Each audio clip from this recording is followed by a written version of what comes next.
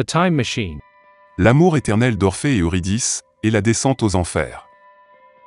L'histoire se déroule en Thrace, avec un poète et musicien extraordinaire, nommé Orphée.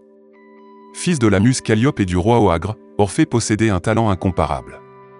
Sa lyre, cadeau du dieu Apollon, produisait des mélodies si envoûtantes, qu'elles pouvaient apaiser les animaux sauvages, faire pleurer les rochers et détourner le cours des rivières. Orphée vivait une existence paisible jusqu'au jour où il rencontra Eurydice, une nymphe d'une beauté et d'une grâce incomparables. Leurs cœurs s'entrelacèrent instantanément et ils tombèrent amoureux d'une manière qui transcende le temps et l'espace.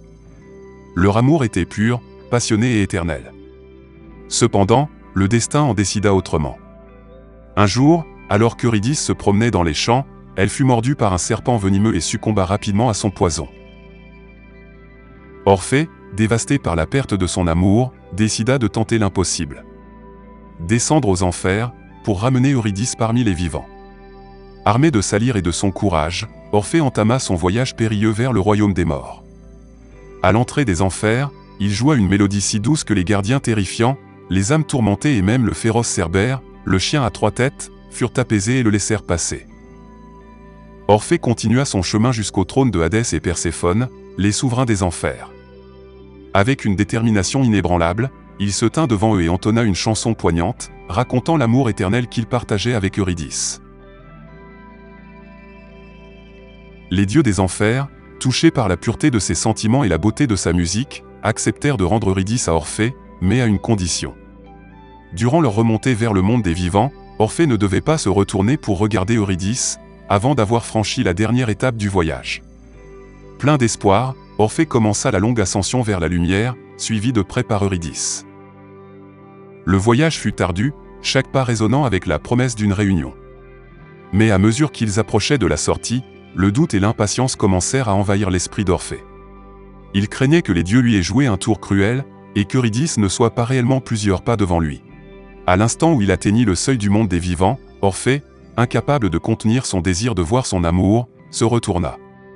Il aperçut les yeux d'Eurydice, remplis d'amour et de tristesse, juste avant qu'elle ne soit happée à jamais dans l'obscurité des enfers. La douleur de cette perte était insoutenable. Orphée, inconsolable, se retira du monde et erra seul, chantant des mélodies mélancoliques de son amour perdu.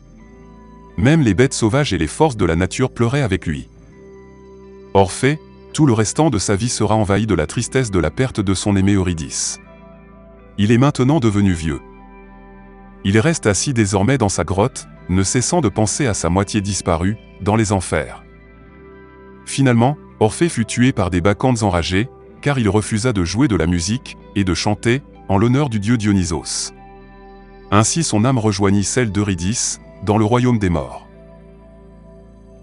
Là, dans l'ombre des enfers, leur amour retrouva sa force et sa pureté. Ensemble pour l'éternité, leurs âmes se sont unies dans une harmonie parfaite, leurs cœurs battant à l'unisson, au-delà des frontières de la vie et de la mort. Ainsi se termine l'histoire d'Orphée et Eurydice, un récit épique d'amour éternel, de dévotion et de sacrifice, rappelant que même la mort ne peut séparer les âmes véritablement liées. Merci d'avoir suivi ce petit conte d'été de MLQ. Je vous dis à très vite pour d'autres aventures dans le monde des mythes et des légendes.